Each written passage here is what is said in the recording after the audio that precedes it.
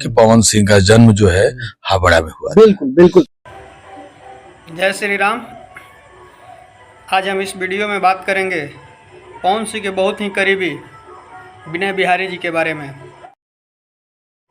उन्होंने बहुत सारे ऐसे बात बताए जो पवन सिंह के बारे में बहुत सारे ऐसे बात बताए जो कि कोई नहीं जानता होगा। विनय बिहारी जी ने पवन सिंह को 7 साल से ही जान रहे हैं।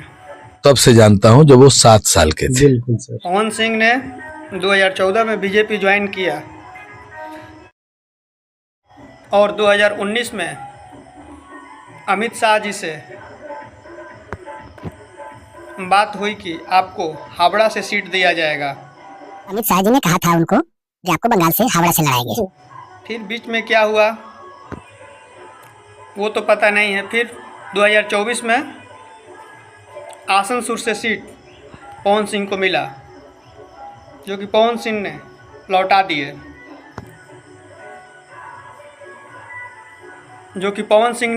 सीट को लौटा दिए और फिर ट्वीट करके बोले कि हम काराकाट से चुनाव लड़ेंगे।